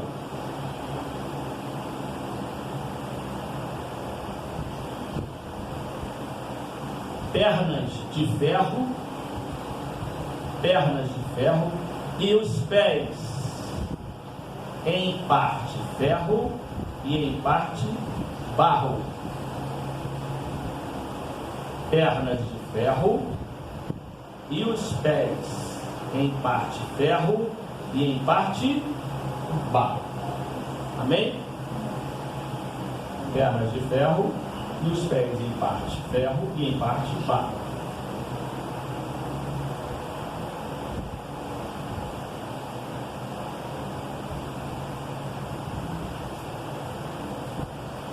Podemos continuar? Marcelo, olha para a gente embaixo aí, por favor. O sonho apresentava uma grande e assustadora estátua, cujas partes estavam divididas em materiais de diversos entre si. O rei ficou extasiado com a revelação de Daniel. Cada detalhe trazia à sua memória as recordações dos sonhos. Então, irmãos, vejam bem, para que a gente possa contextualizar, quando Daniel falou do sonho, ele já começou a pensar, ele está dividido em metais, o próprio Nabucodonosor, e ele sabia que a cabeça era ele, porque cabeça, no tempo antigo, era início, começo, entendeu? Ele sabia. E por que ouro? Porque todo o Império Babilônio era tudo de ouro, portas de ouro, paredes de ouro, grandes estátuas em ouro, em escavações foi achado muito, era ouro para tudo quanto era lado, entendeu? E o ouro é um material o quê? Nobre, é um material caro, né? O país que tem como espólio, como reserva, como poupança, um país que tem muito ouro, é um país que dificilmente quebra. Por isso que os países, eles ou têm muito dinheiro, mas o dinheiro pode desvalorizar, ou tem ouro. O ouro está sempre valorizado, não é isso? Os Estados Unidos têm, parece que no Forte lá, Knox, né? Aquilo tudo ali é ouro. Eles têm muito ouro lá, entendeu? E por eles terem muito ouro, eles são países muito poderosos, né? O espólio dele é muito, muito rico. Por isso que são países, é o país que é. Então, quando o reino era muito bem sucedido, né, como foi o reinado de Salomão, a gente vê que o ouro passa a ser um metal meio que, não assim, né, mas a gente vê que passa a ter muita quantidade, como você está falando, sim, que existia em Babilônia. Né? Até eles descobrirem que o ouro trazia esse poderio todo, né? Você vê na época de Salomão, como diz as escrituras, né? O país estava tão rico que os outros metais pareciam que não tinham valor, porque tudo era quase que feito em ouro, né? Isso. E vocês sabiam que antes do dilúvio, o ouro brotava assim em cima na superfície como água? Sabia disso? Por isso que a gente tem que ler o Espírito de Profecia, irmãos. Vocês vão lá no dilúvio. Ali diz que Deus botou tudo que estava em cima para baixo e que tudo que estava embaixo para cima, porque ele sabia como seria o tempo de hoje. Essa corrida, essa matança por causa de dinheiro, matança por causa de ouro, luta de país contra país por causa disso, entendeu? Então, às vezes acham pepitas de ouro, mas aonde? A não sei quantos metros lá embaixo. Eu tenho um videocassete eu não sei como é que isso passa para o DVD, que cientistas adventistas do sétimo dia, eles descobriram um tronco de árvore de quase 3 metros de altura a 1 quilômetro de profundidade. O nosso planeta virou de cabeça para baixo. Então, prata, ouro, bronze, tudo, o que tem de ouro lá embaixo, o que tem de fortuna lá debaixo da terra, vocês nem imaginam, irmãos. E agora a gente vive por causa do petróleo também, né? Que são o quê? Fósseis de animais, plantas e seres humanos que morreram. Quer ver? Eu vou trazer uma curiosidade para vocês vão pegar o Patriarcas e Profetas para ler. Quando a Arca de Noé parou, o cheiro era muito forte, a morte estava ali, né? Corpos espalhados para tudo quanto era lado, quando as águas baixaram. E eles já estavam em estado de putrefação. E para que o ar não fosse contaminado e trouxesse doença para Noé e sua família, Deus fez um forte vento soprando, levantando aqueles corpos e sepultando eles no fundo do mar ou então nas grandes montanhas. Quando eu conto a história, vocês visualizam, não visualizam? Eu sou um bom contador de história, né? É um dom que eu tenho, eu vou começar a contar a história para as crianças. E essas grandes concentrações desses corpos todos é que se dão essas jazidas de petróleo. Justamente. Então, o petróleo que surge são plantas, animais e corpos de seres humanos lá do Júlio. Não sei que está com cheiro muito ruim. Hã? Não sei que está com cheiro muito ruim. Ah, mas tem um processo, né? Você já pegou o petróleo na mão? Não sei. Eu sei que do petróleo vem a gasolina. A gasolina eu até gosta do cheirinho dela. Eu gosto. Uma coisa interessante, conjecturando o que você está falando, tipo assim, o corpus daquela primeira geração era diferente do nosso. Sim. Porque as águas ficaram sobre a face da terra durante 1 ano. E você vê, para ainda estar com aquele cheiro forte, a decomposição era muito lenta. Muito lenta, porque era um outro material, não era esse. Sim, eles não comiam carne, né?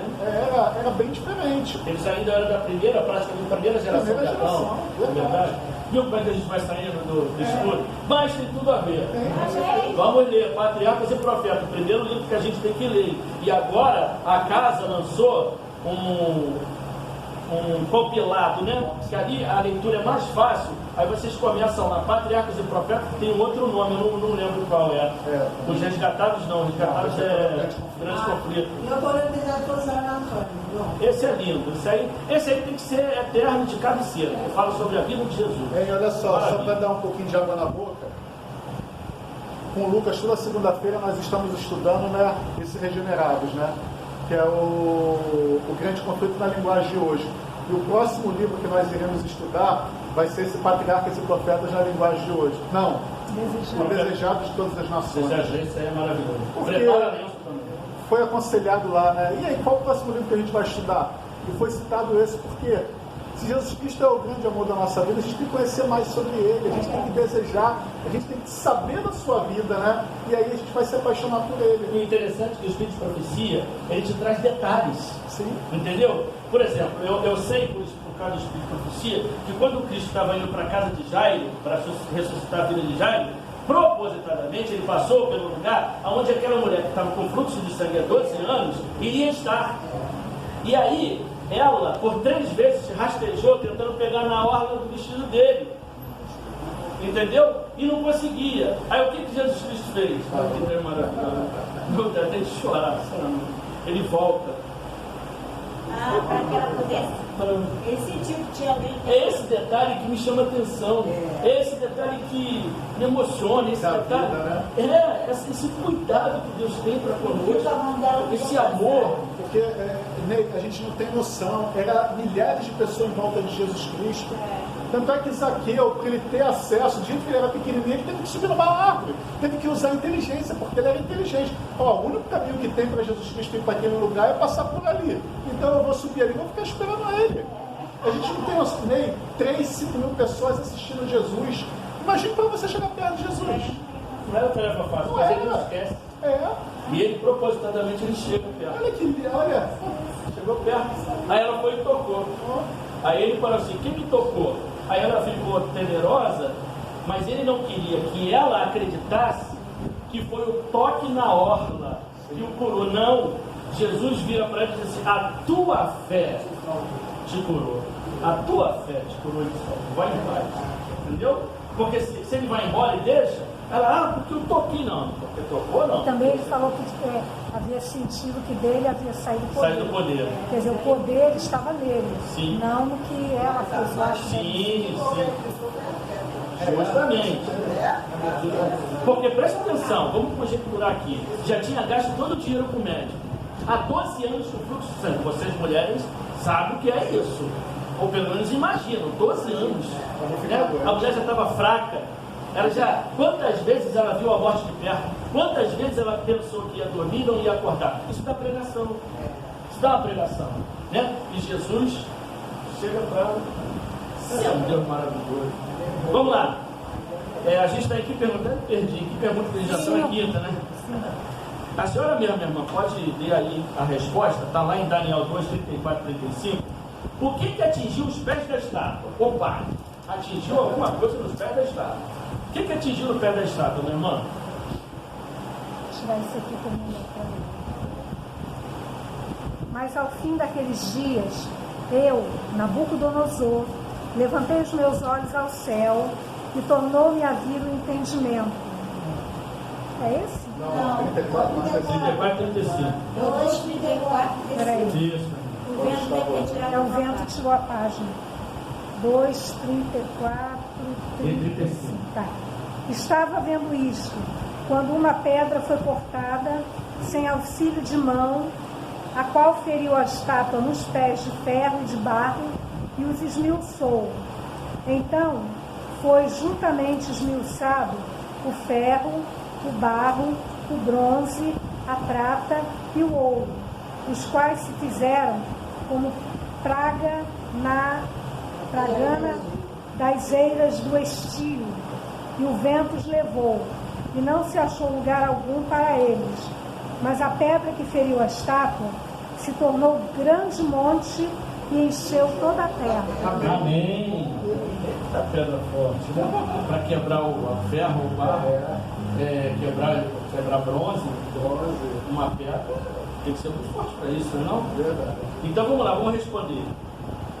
O que atingiu os pés da estátua? Uma pedra que foi arremessada sem auxílio de mãos. Uma pedra que foi arremessada sem auxílio de mãos. Uma pedra que foi arremessada sem auxílio de mãos.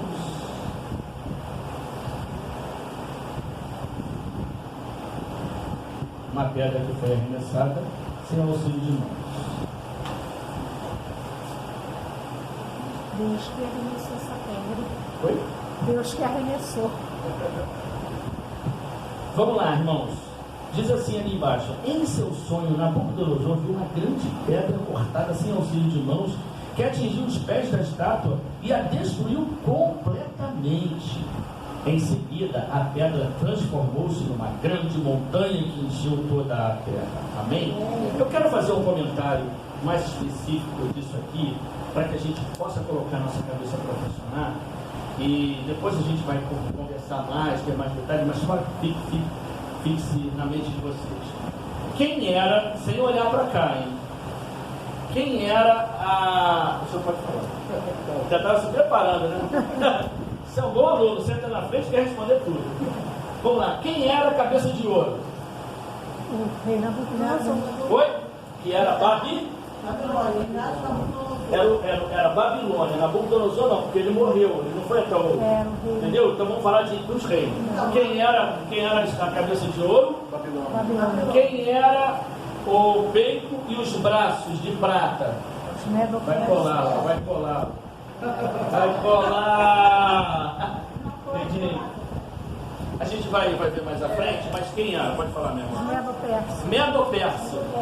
Porque Medo-Persa foram dois povos que se uniram para poder invadir. Um tinha mais poder do que o outro, e a gente vai ver isso mais à frente. Tanto é que um foi Ciro, depois o outro foi quem? Dario, isso. E aí, lá nos animais, quando nós fomos estudar os animais, que o urso se levanta de um lado mais forte que o outro, também fala a respeito disso. É uma confirmação desse sonho que Nabucodonosor teve, só que lá na frente quem teve a visão foi Daniel. Então vamos lá, vamos analisar aqui uma coisa. A cabeça era de ouro, peito e braços de prata. Os quadris eram o quê? Bronze. E quem era bronze? Grécia, né? De Alexandre o Grande, né? E as pernas de ferro? Quem era? Roma. Agora, os pés era o que misturado com o quê? Barro. Oi? Ferro e barro. Ferro e barro se misturam? Igual água e óleo, não se misturam. A gente sabe que o ferro era quem? O ferro era Roma. E o barro? Quem era? Foi a fragmentação de Roma. Oi? Eram os povos bárbaros que fragmentaram Roma. Esses são os 10 dedinhos. É. Mas o barro, especificamente o barro. Vamos ver uma coisa interessante? Preste atenção no que eu vou falar. Quando Deus fala de barro, ele sempre liga o barro ao oleiro. O barro ao oleiro. E esse barro é o seu povo. Que nesse caso não era. Mas vamos abrir lá em Isaías.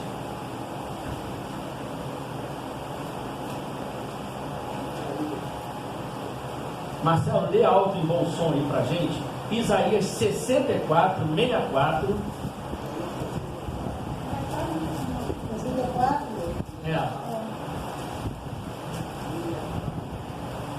Preste atenção, as escrituras elas usam a imagem do barro no contexto da criação. Nós vemos de quê? Do barro. Nesse caso, o barro quem é? Somos nós. E o oleiro? Quem é o oleiro? Deus. Então, vamos ler. Confirma isso pra gente Quem é aí. esse ferro? Oi? O ferro. Oi? O ferro. O ferro é Roma. Eu vou chegar lá. Vamos lá. 64, versículo 8. Mas agora, ó Senhor, Tu és o nosso Pai, nós somos o barro, e Tu o nosso oleiro, e todos nós obra das Tuas mãos. Amém. Amém. Amém. Então, esse barro aqui seria o quê? O ferro, olha, presta atenção. O ouro, a prata, o bronze e o ferro eram poderes o quê? Seculares. Políticos, não era? Nabucodonosor rei, Alexandre o Grande, Dario e Ciro e Roma com seus imperadores, poder político. Já o barro nesse caso seria um poder também, não seria? Como o barro liga isso a criação liga efetivamente a nós, seres humanos e povo, isso liga a um poder político religioso. Entendem? Então, no Império Romano surgiu quem? O chifre pequeno. Quem que surgiu? Roma Papal. Roma Papal, que é justamente esse barro, que tinha o pseudonome de cristianismo, que até um certo ponto foi, mas depois deixou de ser. Aí a gente vê isso nos 4 cavalos, branco, preto, branco, vermelho, preto e amarelo, quando a igreja era pura e se tornou completamente morta. Então nós vemos aqui um poder político religioso surgindo, que é justamente Roma Papal. E agora, por que não há essa mistura entre o barro e o ferro? Por que não foi possível? Por que teve que acontecer isso? Justamente porque a profecia diz que nunca haveria, depois desse material, nunca mais haveria união.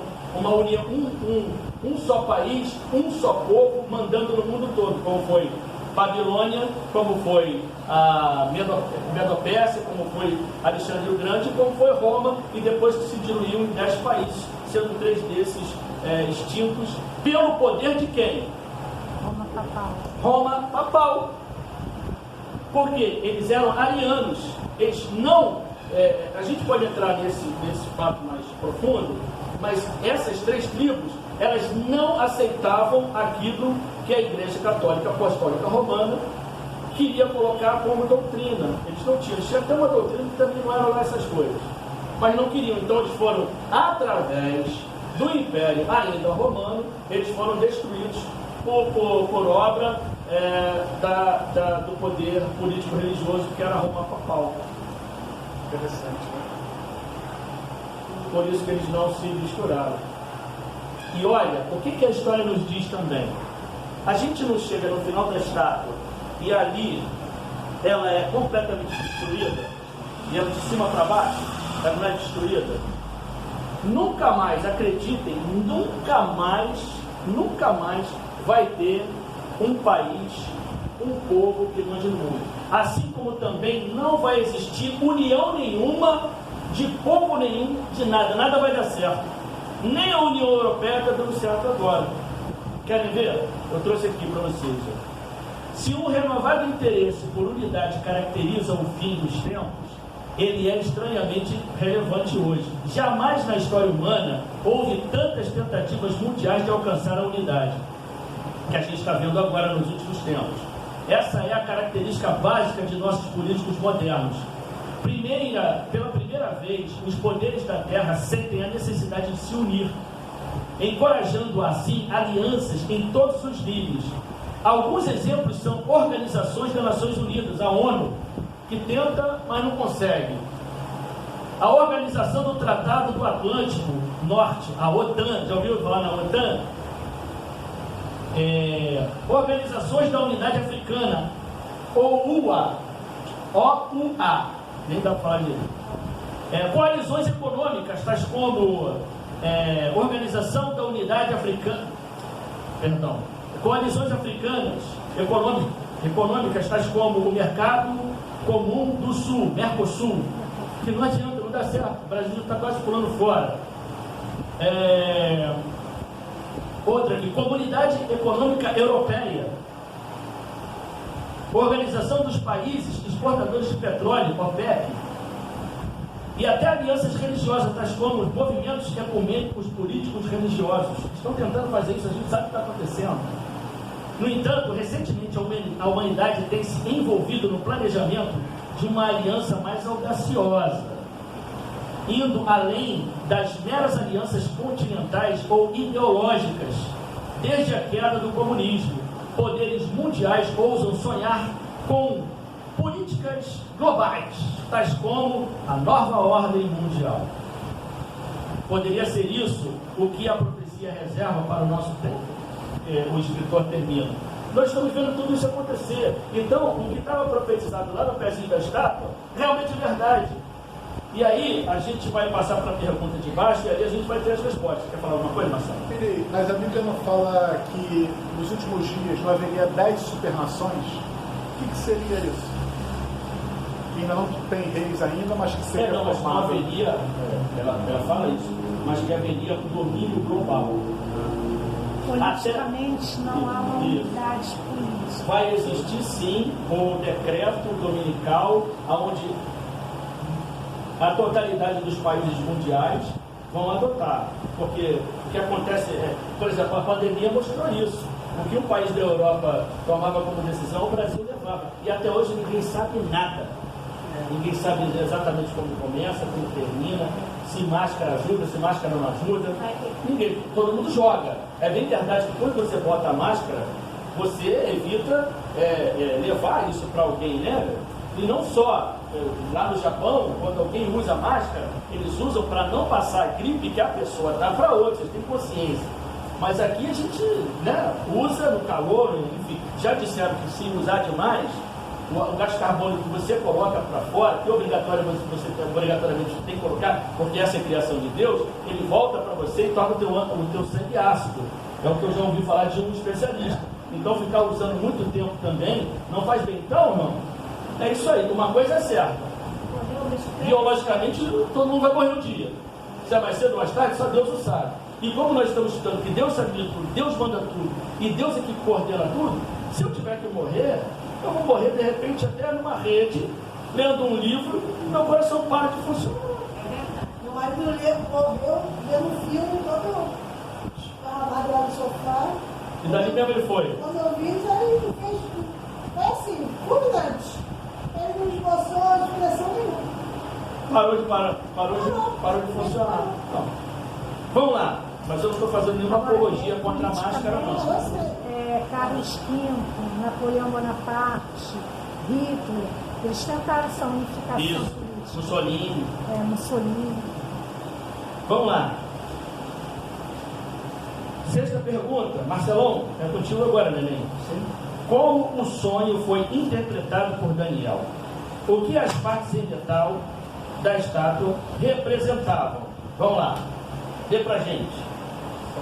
Estamos na reta final do nosso curso, irmão. Ainda tem curso dessa. 2, 36 e 45.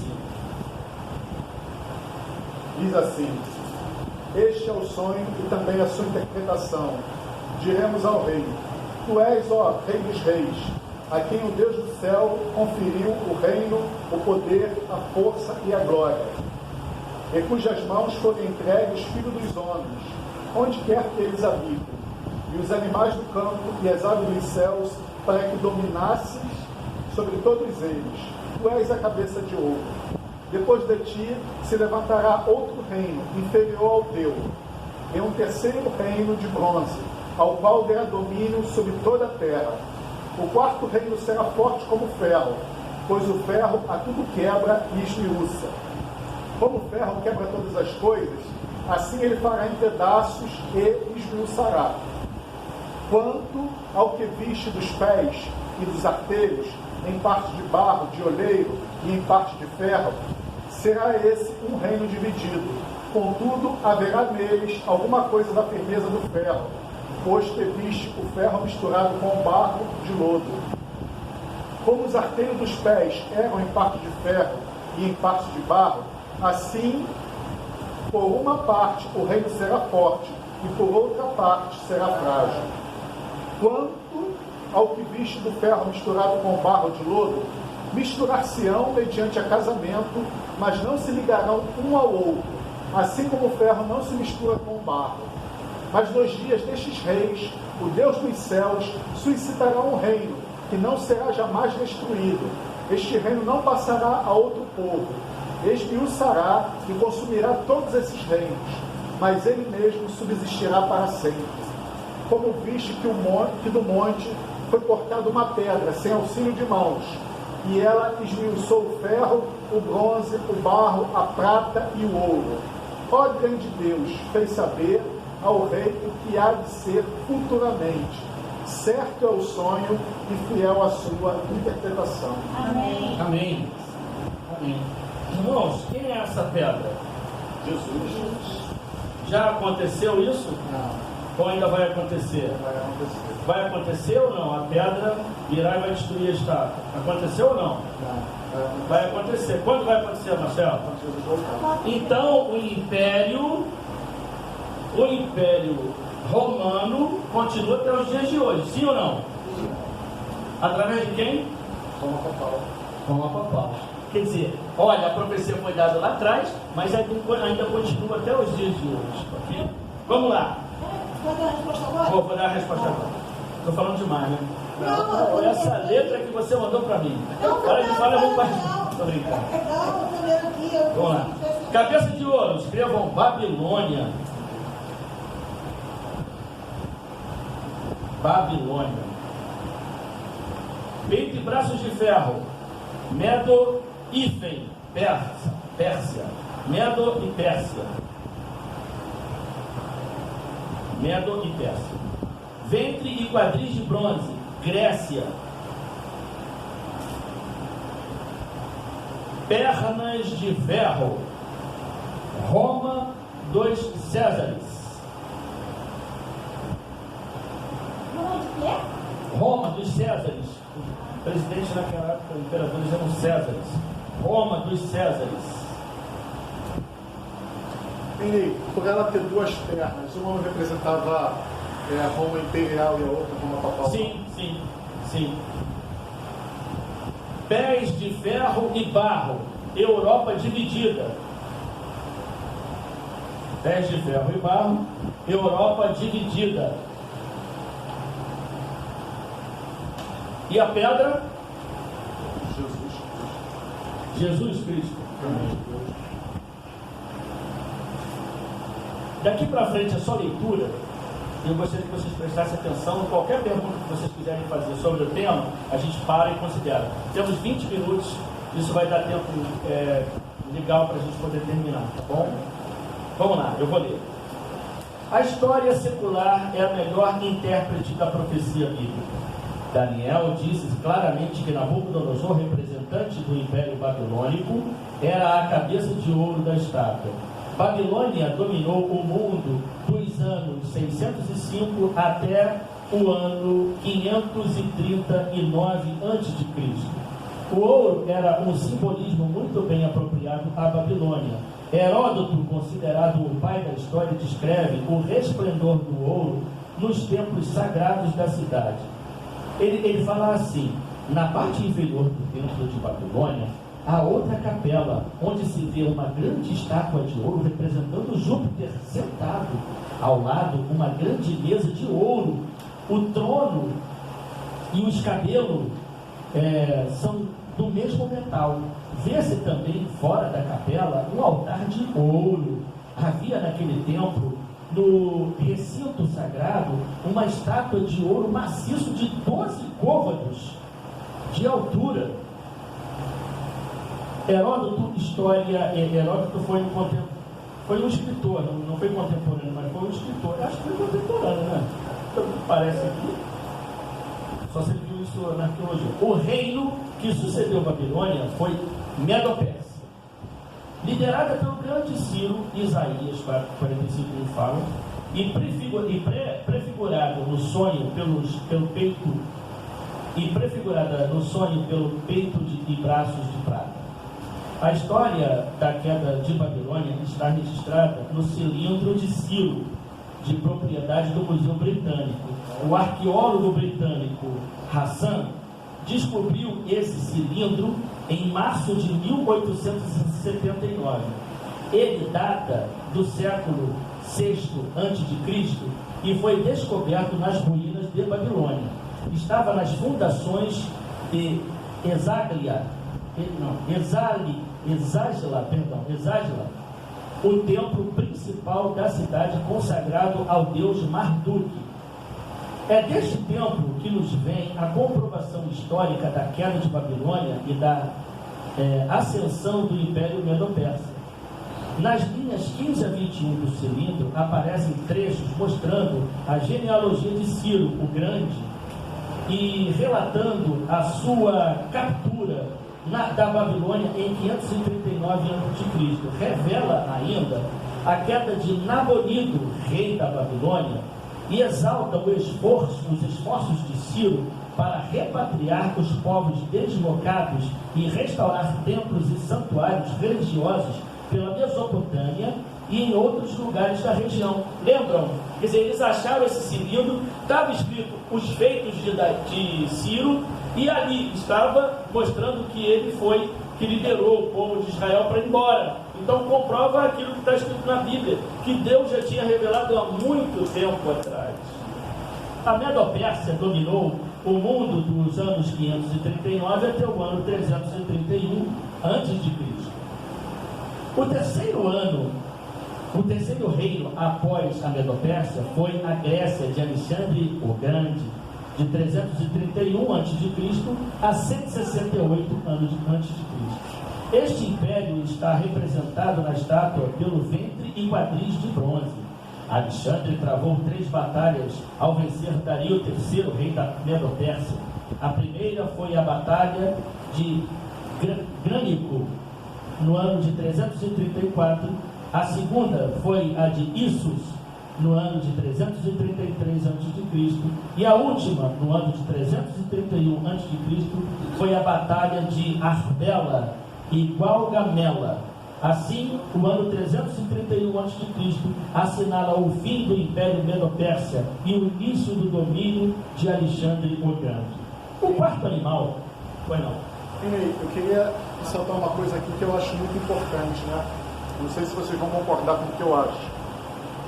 Daniel estava preocupado porque tinha acabado praticamente o período dos 70 anos que o profeta havia descrito. e ele começou a orar para que Deus cumprisse o que ele havia prometido, porque no meio termo tem uma guerra espiritual, né? Eu acho que o Espírito de Profecia diz que quando Deus ele quer fazer alguma coisa no meio do seu povo, ele coloca o povo para orar. Parece que quando a gente ora, a gente dá permissão ao céu para agir em nosso favor. Hoje eu estou vendo, Ney, uma coisa muito importante. Qual a promessa que nos foi dada nos dias de hoje?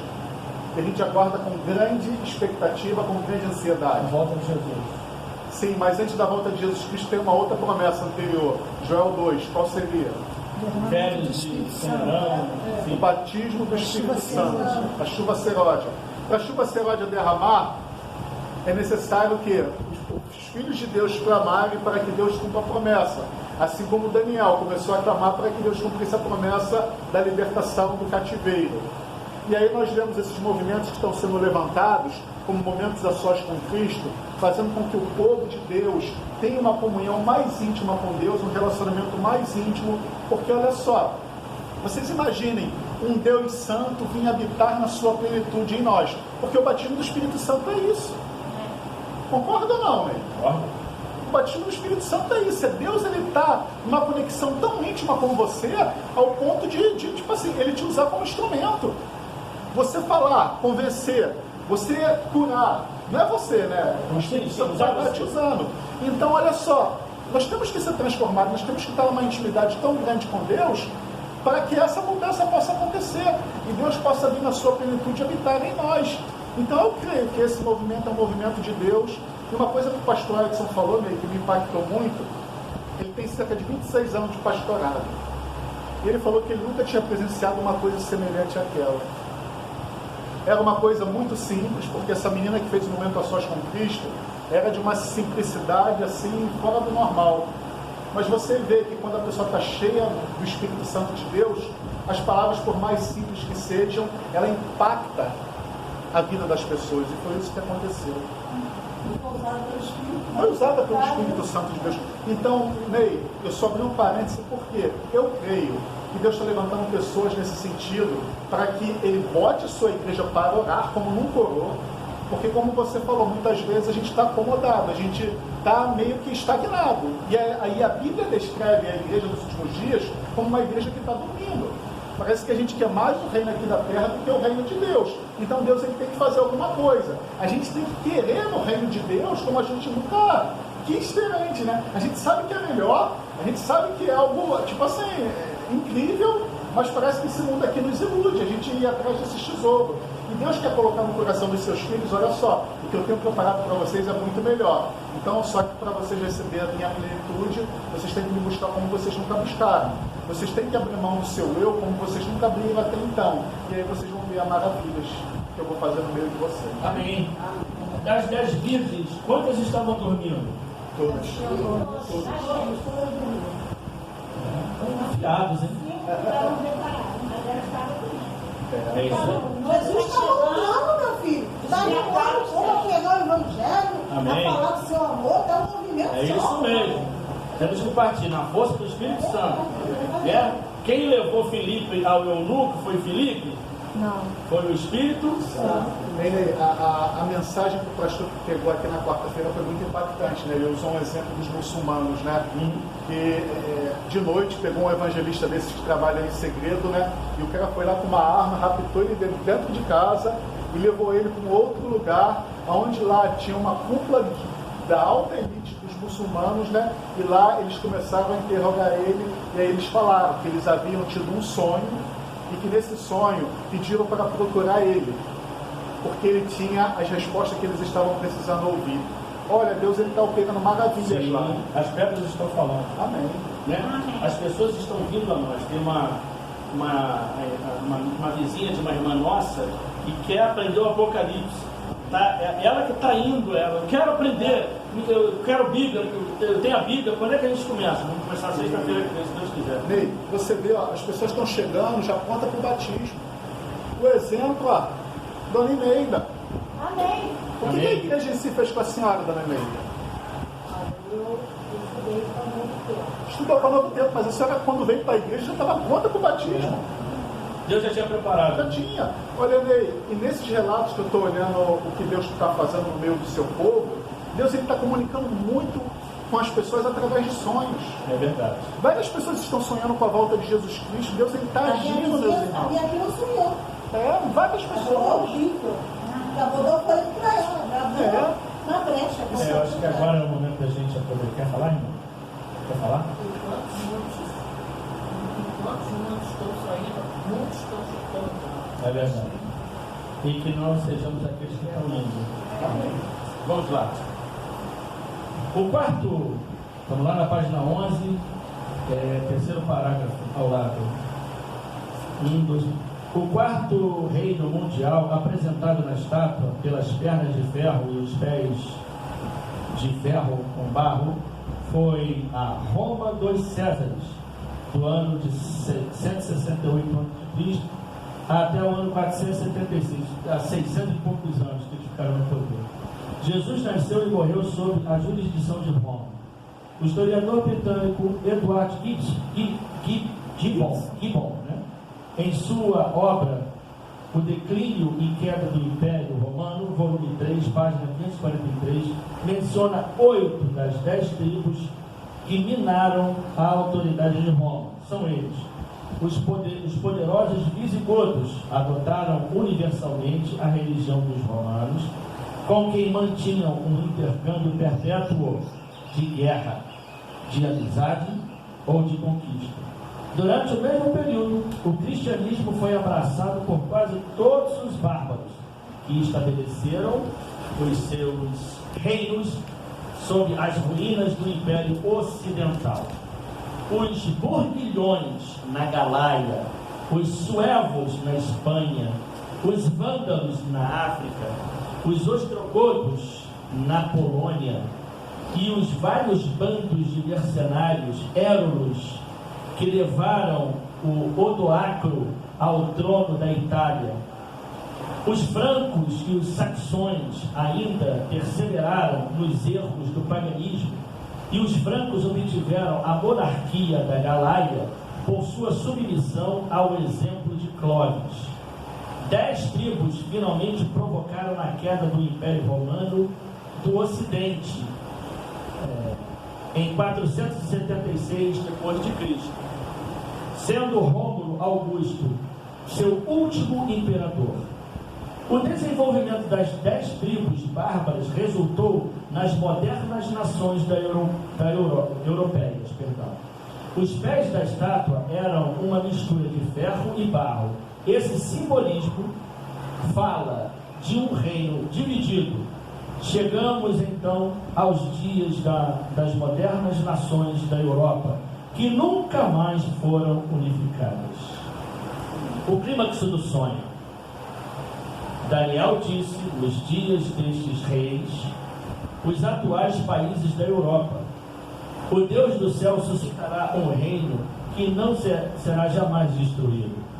Este reino é representado no sonho por uma pedra que foi cortada sem auxílio de mãos e destruiu toda a estátua.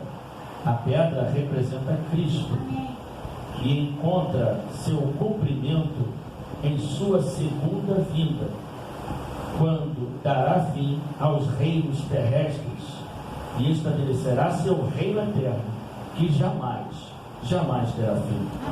Martinho Lutero, o grande reformador do século XIV, também sustentou a interpretação de que as pernas, pés e dedos da estátua representavam Roma e que este império fora dividido nas modernas nações da Europa. Ele acreditava que a pedra representava o reino de Cristo a ser recebido em sua segunda vinda. Amém? Depois em casa vocês leiam que a pedra foi cortada de um grande monte. Ela foi cortada de um grande monte. Ela foi cortada. A Bíblia mesmo diz. Ela foi cortada de um monte. Que monte é esse? Aonde Satanás quis chegar? No monte? Santo. Ele queria ser, não foi cortado, ou seja, um Deus. Foi cortado sem auxílio de mão, ou seja, ele se doou, ele se entregou, Ele veio ser um ser humano igual a todos nós. E nunca mais Jesus Cristo deixará de ser humano. Nunca mais ele deixará de ter carne como nós temos. Esse é o Deus que nos ama. Um amor que jamais, pelos séculos sem fim, vamos conseguir entender. Esse amor que precisa ser valorizado por nós, se queremos estar com Ele no céu. E o que ele pede de nós? Ele pede uma prova de amor, sabia?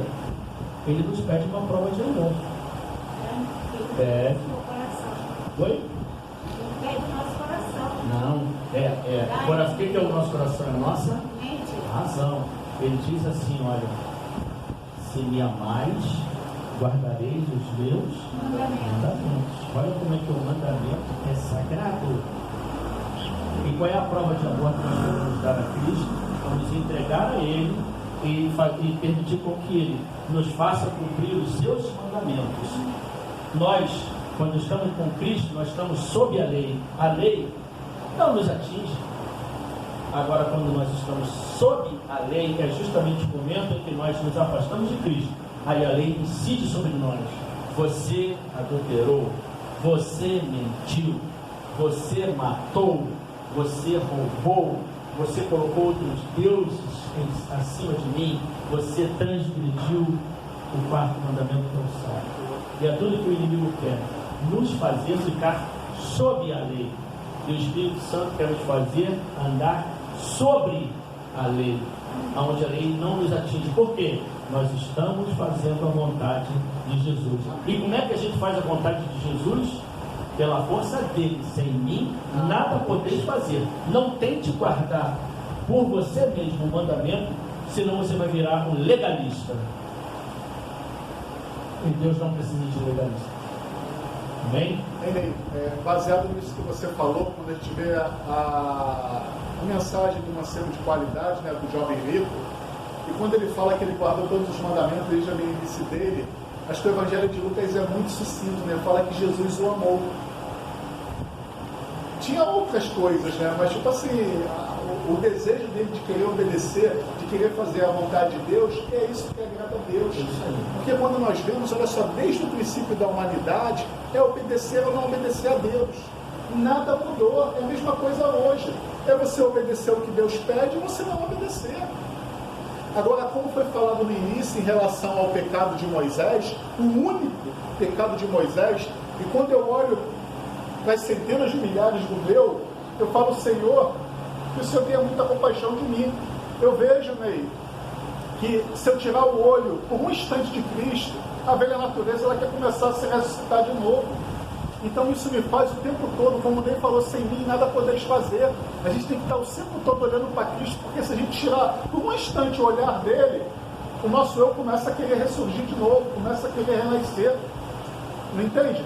Então, por que eu citei aqui essa história de Moisés? Porque a gente vê o quanto o pecado, ele é um complicado, e muitas vezes a gente banaliza, muitas vezes a gente não dá a devida razão. Assim como Deus teve que entrar com um plano B para poder salvar Moisés e levar Moisés para o céu, Deus faz com a nossa vida também. Amém. Deus sempre tem um plano A na nossa vida. Eu não sei se eu já estou no W ou no Z, mas uma coisa eu sei. Eu amo a Deus, eu quero continuar do lado dele. Eu posso hoje, eu tenho autonomia total de fazer uma carta para a direção da igreja de Vila Valqueira, adventista, me desligando do rol de membros. Eu posso, eu tenho esse direito. Eu tenho esse direito institucional e tenho esse direito dado por Deus, Ele me deu livre-arbítrio. Eu posso fazer isso.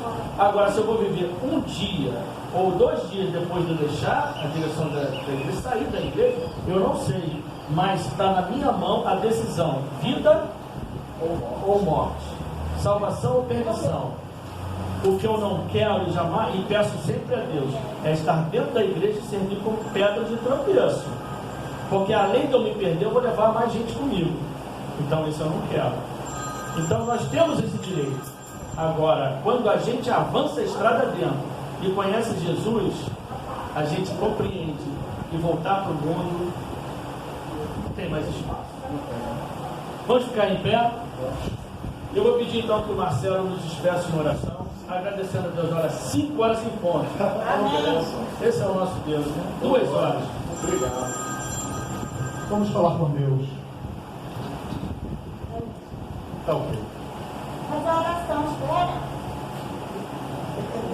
Bendito Deus, amado Criador, louvado e agradecido seja o Teu nome, Pai, por esses momentos agradáveis em que passamos na Tua presença, Amém. estudando a Tua palavra com o Teu servo Ney Robson e com os nossos amados irmãos. Amém.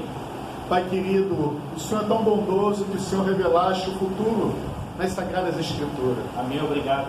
Tanto o passado quanto o futuro. Amém. E também o presente em que nós estamos vivendo. Amém. Isso nos faz ainda mais crer na Sua palavra, que aquilo que o Senhor prometeu, o Senhor é fiel e justo para cumprir. Amém. Bendito Deus, que tudo que foi falado aqui, Pai, sirva para o nosso aprendizado. Amém. Que a gente possa ter um relacionamento mais íntimo e amplo contigo. Amém. Que Ajuda. nós possamos, Pai querido, realmente ter fome e sede de Ti. Amém. Pai querido, continue usando o Teu servo, Ney Robson. Assim seja. Que ele possa ser um instrumento para falar do Teu amor a esse mundo que carece Amém. da Tua santa presença. Te peço também uma bênção sobre cada lar aqui representado. Amém.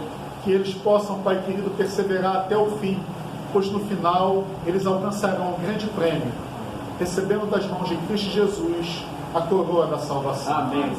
Pai querido, estamos próximos de adentrar mais uma semana. Amém. Essa semana é desconhecida para nós, como os próximos segundos que nós iremos viver daqui para frente. Verdade. Mas estamos certos de uma coisa: nas Tuas mãos estamos mais do que seguros. Amém. Que o Senhor possa conduzir as nossas vidas. E uma oração que eu te peço neste momento, ó Pai, que a boa obra que o Senhor começou em nossos corações, que o Senhor as possa terminar. Amém. Que naquele grandioso dia, quando o Teu Filho voltar nas nuvens dos céus, com poder e grande glória, esta igreja possa estar de pé, de braços erguidos, dando as boas-vindas ao nosso Cristo. Amém, Senhor. Em nome de Jesus, nós choramos e te agradecemos. Amém. Antes da gente se despedir, eu quero fazer uma pequena oração pelo nosso pastor que não está bem de saúde, né? E também pela sua esposa. Eu pedi ao Paulo que faça essa oração. Paulo, faz pra gente? Soberano Deus e eterno Pai, louvado, agradecido e venerado seja o Teu nome, tanto no céu como na terra, mas Amém, especialmente na nossa vida. Amém. Nesse momento, Senhor, tão sagrado, com toda a humildade nos colocamos diante da Tua presença. Amém, Senhor. Sabemos que não merecemos nada de Ti,